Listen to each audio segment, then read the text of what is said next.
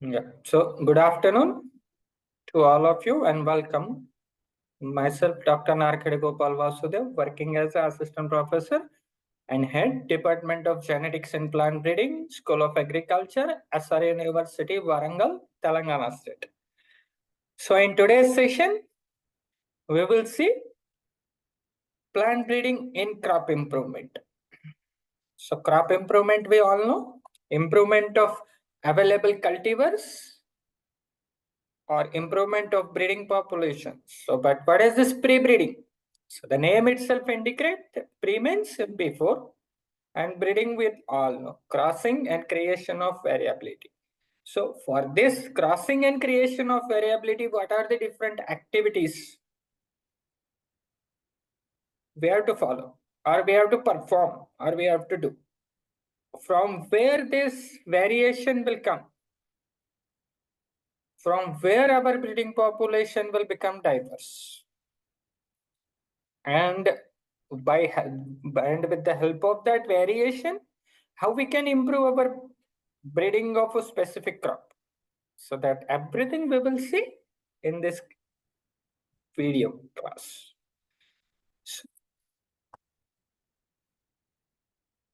Before going towards plant breeding, pre-breeding, sorry, before going towards pre-breeding, we will see what is meant by germplasm. So germplasms are nothing but your seeds, plants, DNA sequences, whatever the material related to the plants are called as germplasm. And the collection of these genetic resources like seed, plant, DNA sequences and preservation of it and maintenance of biological diversity. So this is called as germplasm collection. Okay. And now a question will arise, if a breeder explores and if he will collect all these germplasms of different crops, where to store? Because this material will need a proper place at proper temperature with proper label and with proper facility. So now where to store? So the place where you can store and preserve this genetic information and you can also make this information available for use. So that place is nothing but gene banks. You can see in this picture, all the seed materials are stored in proper container with label and in different bags. You can see in this picture. So this is a gene bank picture. So all the collected germplasm you can preserve and you can easily make it available for use in crop improvement. So that place is nothing but gene bank.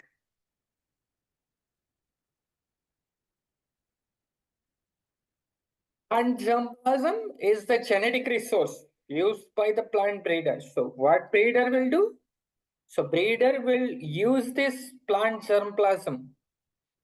He will collect the germplasm from gene bank as per his requirement and he will use that germplasm resource to develop the new and improved cultivars or hybrids. And as we all know, for development of some new thing, we need raw material. For construction of house also we need raw material, and similarly for development of new crop variety or new hybrid, we need raw material. So what is the raw material? This germplasm resource will act as a raw material for the breeder, which he will use for development of this improved cultivars and hybrids. So this plant germplasm will include seed sample, leaf sample, stem sample, pollens, and sometimes the cultured cell. This is your germplasm. But why there is a need to conserve it? Why there is a need to store this germplasm with the breeders or with respective industries? So Regarding particular specific crop, we need to preserve the genetic diversity of that particular crop. As all of you know, the climate is quite fluctuating. So because of that fluctuating climate, biotic and abiotic stresses are there. Okay. So within all this fluctuation, your crop or your cultivar or hybrid needs to be withstand so that your cultivar can perform at the best. And though there is this fluctuation, climate fluctuation. So for that purpose, you need genetic diversity. So for that genetic diversity, you need to conserve the germplasms of that particular crop. Okay. So that you can develop a cultivar or you can develop a hybrid that can adapt this climate fluctuation.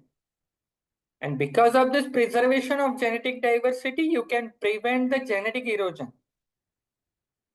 Okay, so this conservation of germplasm will leads to the biotechnological research. That means with the help of these germplasms, you can either go for QTL mapping, you can go for genome-wide association to map either the region or you can map the markers responsible for expression of the particular traits, and after the mapping you can easily transfer that particular traits from the donor to recipient. So these germplasms have wide and most important role in crop improvement. So there are different approaches for germplasm conservation. So ex situ and in situ. So what is this ex situ? Means outside the site. Ex situ means outside the site. And in situ means inside the site. So ex situ conservation away from natural habitat, and in situ means conservation in their natural habitat. So we'll first say in situ hybridization. That means conservation in their natural habitat. So it is normally of two types. Broadly, it is of two types: natural habitat and on-farm. So natural habitat means either in wildlife sanctuary, natural parks, biosphere reserves, or genetic reserves. So on-farm means either farmer's field or tribal areas, or sometimes you can store, you can conserve the germplasm in your home gardens. So now second is ex situ, that is outside site, that is conservation away from natural habitat. It is of three types: conventional, in vitro, and field gene banks. So conventional means orthodox seeds, in vitro means recalcitrant seeds, clones, DNAs, and pollens, and field gene bank means plant conservations. So in case of in vitro conservation, recalcitrant seeds, clones, DNAs, and pollen, it is again of three types. That is, you can go for tissue culture, you can go for cryopreservation, or else you can go for slow growth chambers. So as far as this field gene banks are concerned, that is plant conservation, it is of two types. That is, you can either go for botanical garden, or else you can go for arboretum. So these are different approaches. By using, you can conserve the germplasms.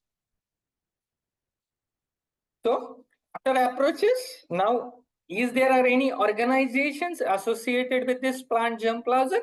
Yeah. So there are some international and some national organizations are there. Those are dealing with the or associated with plant germplasm. So first we will see international organization, list of international organizations. Food and Agriculture Organization, that is FAO, located in Italy. Then second one is Consultative Group on International Agricultural Research, that is CGIAR, United States. Under CGIAR, this ICRISAT is there, International Crop Research Institute for Semi-Arid Tropics. Then third, International Treaty on Plant Genetic Resources for Food and Agriculture, that is ITP-GRFP, headquartered located at United States. Then next is Global Crop Diversity Trust. It is a crop trust located at Bonn, Germany. Then fifth is Walbard Global Seed Vault, located at Walbard Chiang. Then next is Biodiversity International, headquarter located at Rome, Italy. Then next is International Board for Plant Genetic Resources, that is IBPGR, headquarter is at Rome, Italy. Then next is International Union for Protection of New Varieties of Plants, that is UPO, Geneva, Switzerland. And the last international is International Plant Genetic Resources Institute, that is IPGRI, located at Rome, Italy. So these are the international organizations associated with plant germplasm. And now we will see national organizations. Those are associated with plant germplasm in India. So first is National Bureau of Plant Genetic Resources, that is NBPGR, located at New Delhi, India. And second one is Indian Agricultural Research Institute, which is under ICR, New Delhi, India. So these two organizations are national organizations which are responsible for or associated with plant germplasm conservation. Yeah. So now we will start our main topic, that is pre-breeding. Pre-breeding is nothing but improvement of adapted cultivar or available cultivar. So that's why it is called as genetic enhancement. With the help of pre-breeding, we are enhancing the improved cultivar. We are enhancing the cultivars which are available. Okay. So that's why it is called as pre-breeding or genetic enhancement. So this term enhancement was first used by Jones in 1983. So according to the Jones, this enhancement is nothing but transferring of useful genes from exotic or wild types into agronomically accepted background. So that means Jones defined the enhancement as transfer of desirable traits from wild types into adapted variety. So the same activity in 1984, Rick used the term pre-breeding or developmental breeding for the same activity. So this pre-breeding consists of identification of useful character, capturing its diversity and putting those genes into usable form. So pre-breeding consists of three steps. First, you have to identify the desirable characters or character. Then second step, you have to capture that character's genetic diversity. How diverse the character is, what are the different expression of that particular characters, or what is the intensity, what are the different intensities in which that character is expressed in particular population. And then third most important is you have to plan. What you have to plan? You have to plan that how can you transfer by utilizing which method or which procedure you can transfer the desirable traits from that particular plant or that particular species into your adapted variety or adapted background. Okay. So these three things you have to follow in pre-breeding. As I have already told you, pre-breeding is the art of identification of desired traits and incorporation of this into modern breeding material. So this definition is given by Global Crop Diversity Trust. So this as the breeding people already knows this thing, while transferring a particular character from one species or one plant to another, some undesirable traits will also pass. Why these undesirable traits will also pass? Because of presence of linkage drag. Sometimes these desirable traits are linked with undesirable traits. So when a breeder will transfer, when breeder will transfer the desirable traits from one to another, so ultimately with desirable traits, undesirable traits will also come. The reason is linkage drag. So this pre-breeding offers a unique opportunity. Pre-breeding offers a unique opportunity by integration of desirable genes from wild germplasm into cultivated with minimum linkage track.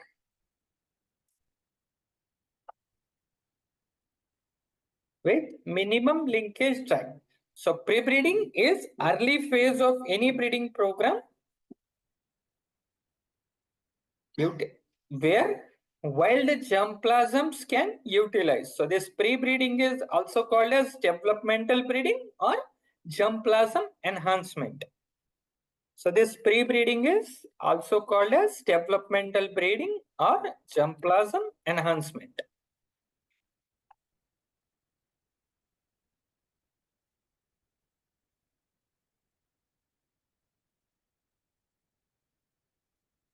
So what are the objectives?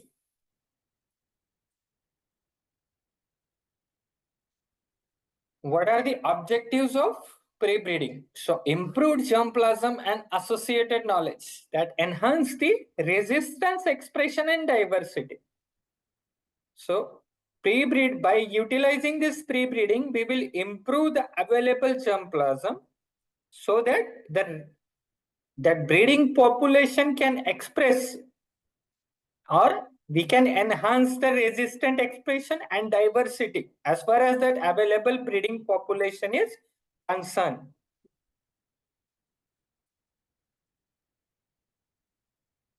As diversity will increase, ultimately the uniformity present in that breeding population will reduce.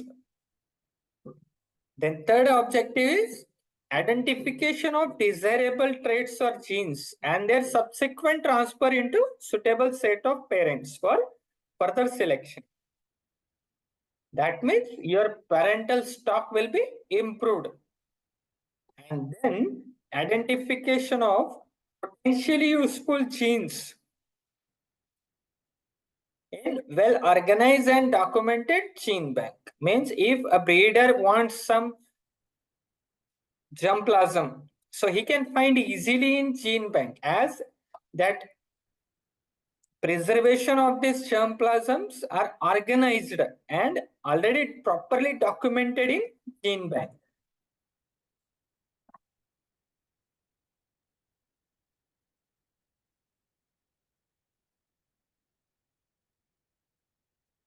So why this pre-breeding is important?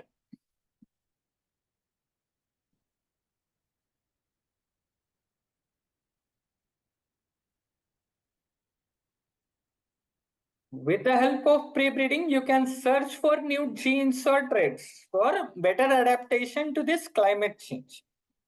As now, because of this fluctuating climate, insect and pest susceptibility is increasing. So with the help of this pre-breeding, you can find some new source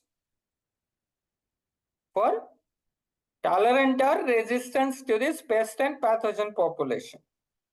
So this pre-breeding is a promising alternative which can link the use of genetic resources in current breeding program. So pre-breeding will also help in value addition of different genotypes through genetic enhancement in improving the level of resistance to biotic and abiotic stress. So this pre-breeding will also helpful in breeding for quality traits. So breeding for quality traits is also called as value addition. And this pre-breeding is also helpful in improving the level of resistance to this biotic and abiotic stress. That means diseases, pest, cold tolerance, mineral, aluminum toxicity, etc.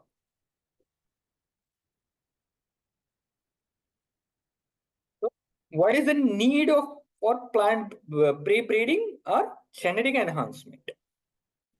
As narrow genetic base in modern cultivars, emerging challenges in this fluctuating climate, combating pest and disease resistance. Nowadays, we want a particular cultivar or hybrid with resistant to both pest as well as diseases, and we want improved nutritional quality also, and resilience against this biotic and abiotic stresses. With the help of pre-breeding, you can conserve and you can utilize these wild relatives and land races. Pre-breeding can accelerate your breeding program and it can mitigate the risk in crop breeding. It can safeguard the future food security. So that's why pre-breeding you have to follow. So the next is gene pool. So what is this gene pool? So gene pool is nothing but combination of all the genes and their alleles in plant. So combination of all the genes and alleles in particular plant, that is called as gene pool. So gene pools are important in evolutionary genetics and are related to the concept of population.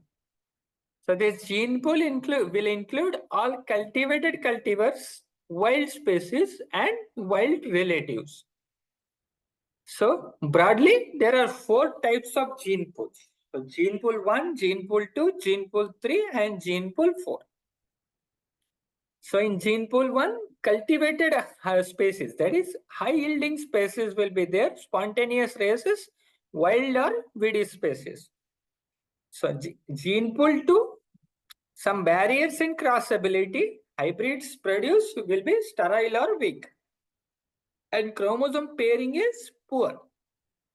In case of gene pool 3, gene transfer by special techniques and hybrids develop are sterile. In gene pool 4, gene transfer from foreign source, that is transgene. And this gene pool 4 is referred as a gene ocean. So these are the 4 types of gene pool available. Yeah. So breeding is nothing but bridge between genetic resources and crop improvement. So genetic resources means cultivated type of germplasm or wild relative. And pre-breeding means you have to evaluation to identify the promising donors. Second step, hybridization using well-adapted material. So first you have to identify the donors. Second step, you have to hybridize. That means you have to do emasculation crossing using well-adapted material. And third one, after the crossing, after the harvesting, you have to develop the pre-breeding population. Okay. So after 5 years, it will convert into working collection. And with the help of this working collection, you can develop a new cultivar. So this is pre-breeding, a bridge between genetic resources and crop improvement. So there are some points related to pre-breeding or genetic enhancement. So this genetic enhancement is carried out for broadening of genetic base, which will ultimately leads to increase in diversity in that particular breeding population. So what are the main steps? So there are 3 main steps. First, you have to identify. First, you have to identify a desirable characters.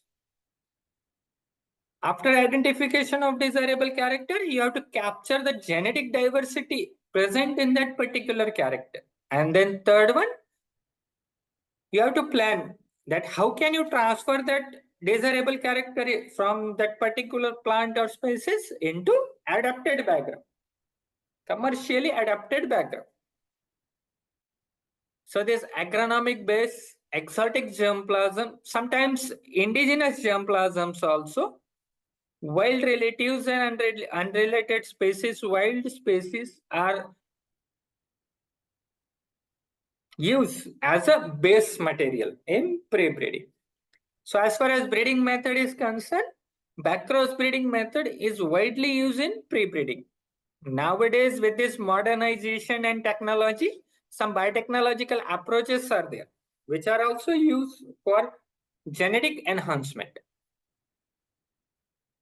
The major impact of genetic enhancement is value addition in germplasm. Any improvement with respect to quality, with respect to any biotic abiotic stress resistance, anything, any improvement in germplasm is called as value addition.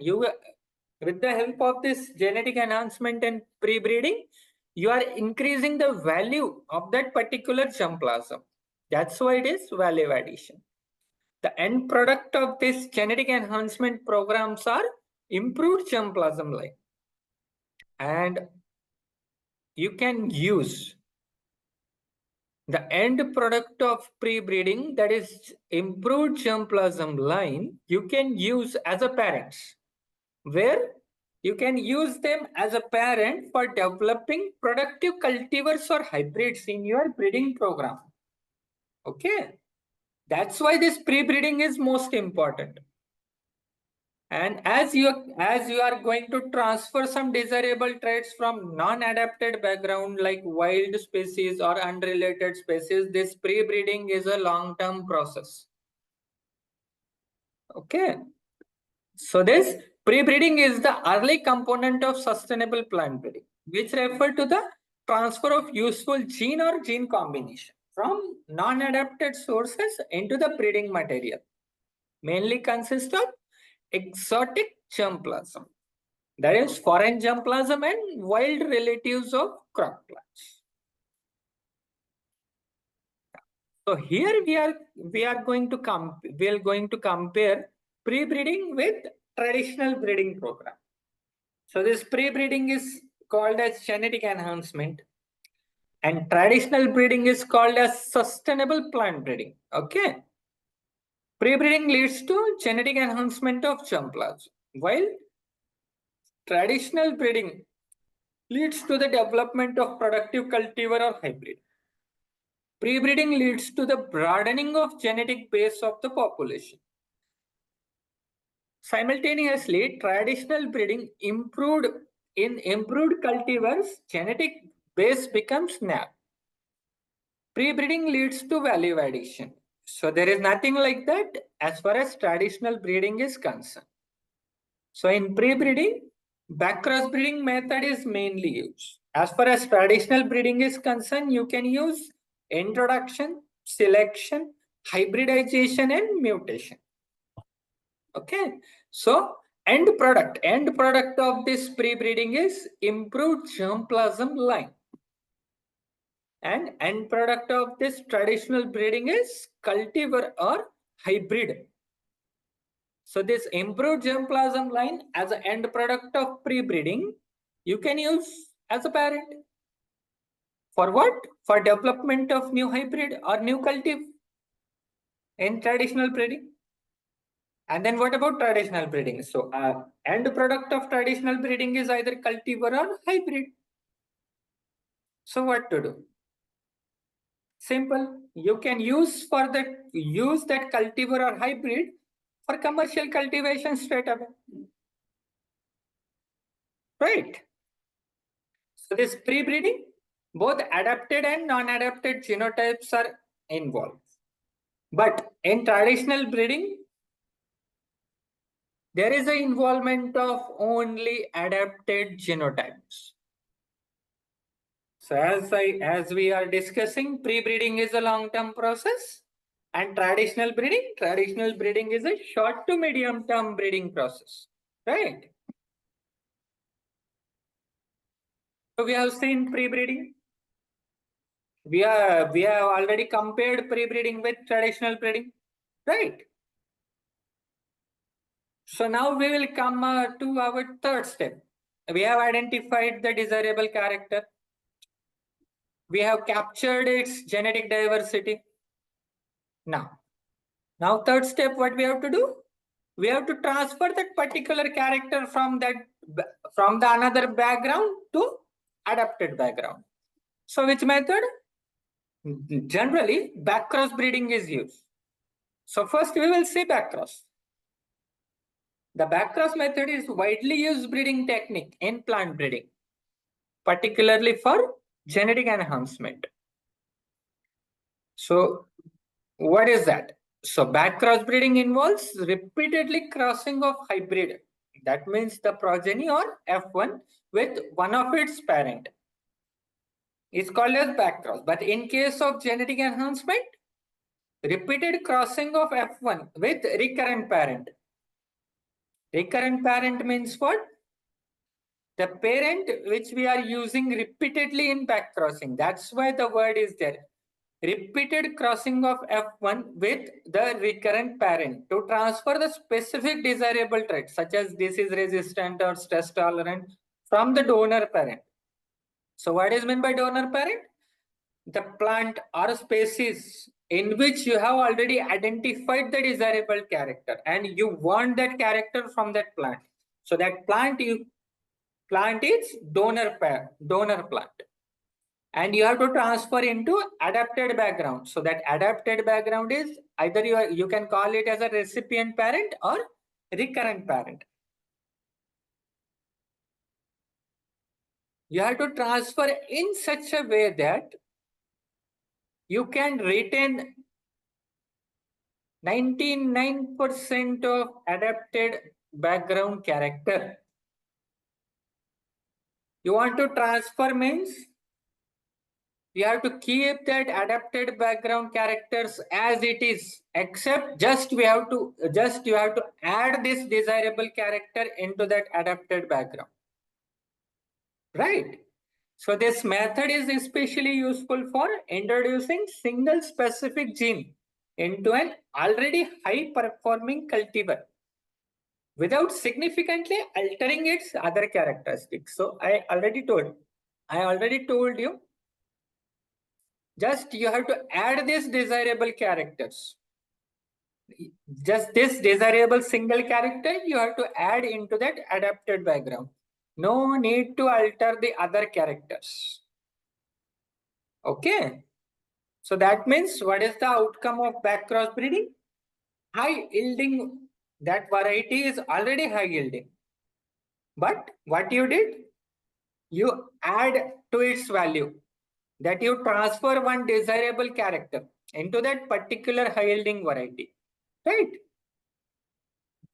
So some main points about backcross breeding. So this backcross is used for genetic enhancement of both self and cross-pollinated crop.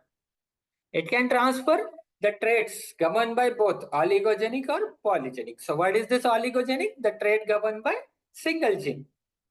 It is called as oligogenic trait. And the trait governed by 2 or 3 genes, it is called as polygenic trait. Right.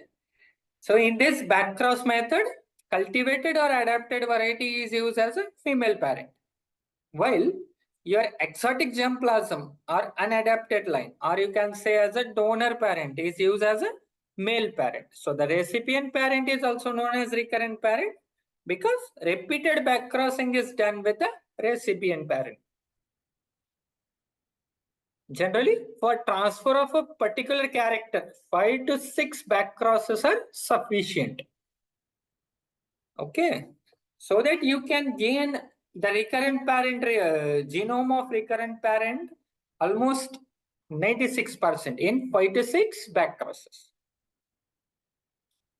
Second method, convergent improvement.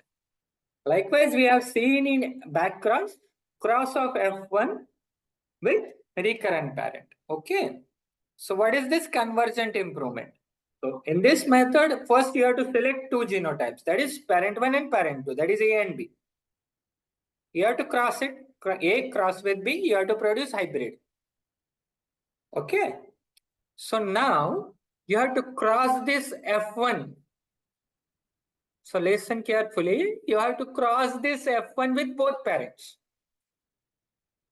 You have to cross this F1 with A and simultaneously you have to cross this F1 with B also. Okay. What is the reason? The main objective of this scheme is you can improve both A and B simultaneously. Right? For improvement of both A and B simultaneously, you have to cross the resultant F1 with parent A and parent B. So that desirable characters from parent A can transfer to B and vice versa. So this method is used when each of the two parent is deficient in one character, which is present in other parent. Likewise, if suppose X character is present in A, lacking in B, and Y character is present in B, but A is lacking that Y character. So in this case, you can go for convergent improvement. Yeah. So then that is bridge crossing.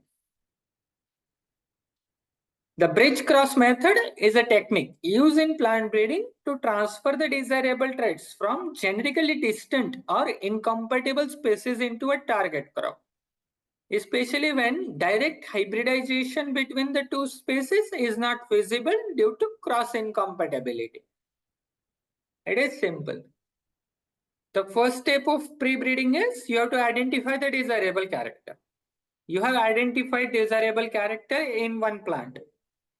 If you are tried now, second step, you are already you have captured the genetic diversity. Third step, now you have to transfer that crop from that plant to your target crop. But your target crop and that particular donor plant both are not compatible with each other. So in that case, what we will do? So in that case, we have to follow bridge cross protocol. What is this bridge cross protocol? You have to select one intermediate species or intermediate plant. That plant should be compatible with your donor, as well as that plant should be compatible with your target plant. Right? So in that case, what you have to do? You have to transfer that particular desirable character from donor to that intermediate plant, and after that from intermediate plant to that target crop. Right? So what you did?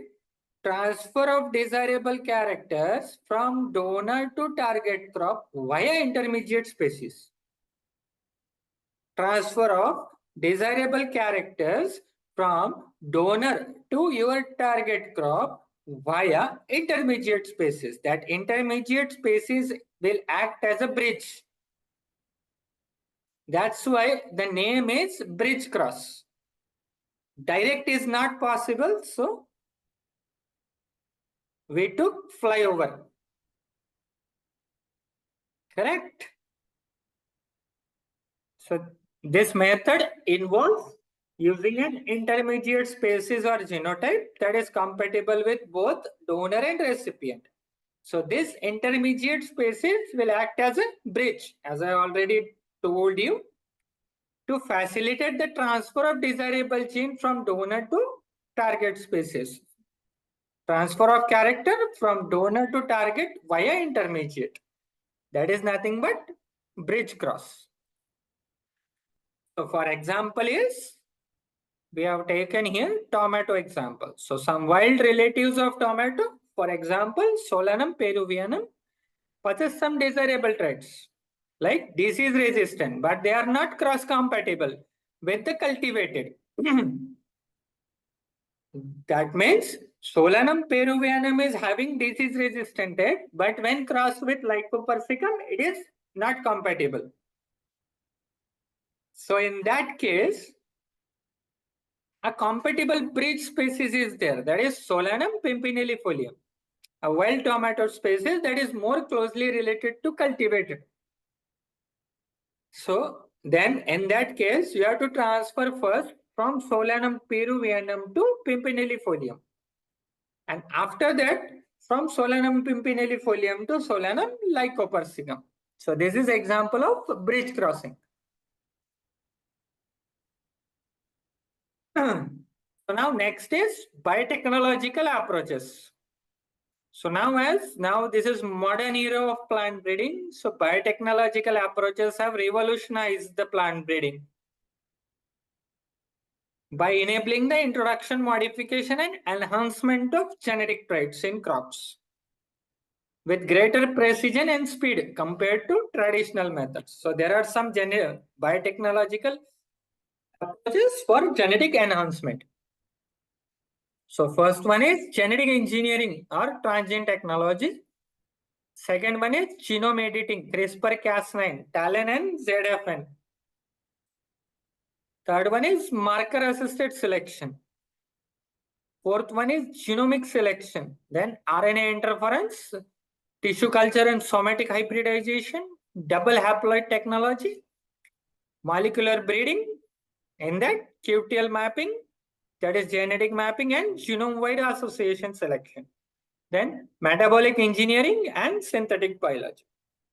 So from all of this, marker-assisted selection is now generally used as far as crop improvement and pre-breeding is concerned. Actually, researcher combine this marker-assisted selection and backcrossing, and they develop one protocol, that is marker-assisted backcross breeding program, MABC, which are now generally used, especially in vegetables, for development of improved germplasm with respect to some disease resistant or biotic abiotic stress, some disease and pest resistant. Now we will move towards some practical achievements. As in maize, single cross hybrids are developed by using pre-breeding techniques. Now this in maize, currently single cross hybrids are more superior to this double cross hybrids. In pearl millet, integration of heat and drought tolerance and blast resistance from Penicetum violaceum. Sorghum, incorporation of Ethiopian Sudanese landrace traits into adapted Indian cultivars has been done. Sugarcane. Breeding has resulted in development of interspecific genetic stocks of Saccharum spontaneum, Saccharum sinens, and Saccharum officinarum. Next is barley. So in barley, pre-breeding has resulted in creation of vast genetic diversity and broadening of genetic base of breeding population. In cotton, fiber quality parameters are resistant to biotic and abiotic stresses have been introgressed from wild species. Apart from these examples, genetic enhancement has also been achieved in cassava, oilseed crops, lentil, tomato, chickpea, and number of examples are there. What are the advantages of pre-breeding? First one, broader genetic base. Next, incorporation of novel traits. Third, overcoming of genetic bottlenecks. For example, you can quote bridge cross. Fourth, sustainability of breeding program, mitigating the climate change impact, reduced input deficiency. So what is meant by reduced input deficiency? So with the help of pre-breeding, you can develop some improved cultivars or hybrid with low fertilizer pesticide requirements. Next, it can pre-breeding facilitates the hybrid development and it can accelerate your crop improvement, that is breeding program. So as we have seen the number of advantages, now there are problems also. So problems associated with pre-breeding or genetic enhancements. First one, genetic diversity is low. Breeding complexity, as we are going to transfer the desirable traits from wild species. So ultimately it will take time. So transfer of genes from foreign source or some wild species, ultimately your regulatory and ethical concerns will be there. That will lead to environmental risk, socio-cultural and economical concern, impact on nutritional and food security. And most important, difficulty in when as far as we feel concern complex trait, so it is quite difficult to transfer the complex traits from one species or one plant to another. As far as now summary is concerned, like pre-breeding involves introduction and integration of beneficial traits from wild relatives or exotic germplasms into the elite crop variety to enhance the genetic diversity and improve the resilience of breeding population or crop. So currently the pre-breeding efforts have successfully incorporated the traits like biotic and abiotic stress, some nutritional enhancement in many crops. So this backcrossing and advanced molecular tools are commonly used for integration of these traits. However, the challenges, as we have already seen, some problems like maintenance, genetic complexity, maintenance of genetic diversity, dealing with these ethical, genetical regulatory concerns in case of GMO crops. Okay. Looking forward, so this pre-breeding is expected to increasingly leverage the emerging technologies like genome editing, HTPG, to streamline this trait integration and acceleration of breeding cycle. So this more focus nowadays is will be on climate change, as this climate is fluctuating very fast. So for this pre-breeding scheme, we need some enhanced collaborations, not just between researchers and breeders, but policymakers should be there. Why policymakers? As we are transferring some genes from wild species or from some foreign source, to overcome these ethical concerns and regulatory concerns, policymakers should be there. That will automatically minimize the environmental risk. Okay. So now last is conclusion. What is the conclusion of pre-breeding? Enhanced genetic diversity, introduction of novel traits, mitigation of genetic bottlenecks, support for sustainable agriculture, acceleration of breeding cycle, collaboration and policies, as some ethical concerns and environmental risk is there. Okay, so this is my personal profile. You can contact me on my given mail ID. And as I already told you, I am working as an assistant professor in HOD, Department of Genetics and Plant Breeding, School of Agriculture, SR University, Warangal. So I am also active on social media. So these are my links for LinkedIn, YouTube, ResearchGate. And I am also running and LinkedIn page. LinkedIn page named as Durja Agricultural Digest, where I am posting some updates or some concepts regarding crop production and crop improvement. And now, from now onwards, I will come regularly on YouTube via these videos. So please like, share, subscribe, and follow all these channels to get the updates regarding concepts of plant breeding, crop improvement, crop production, some biotechnological aspects. And through this given mail, you can contact me. Okay.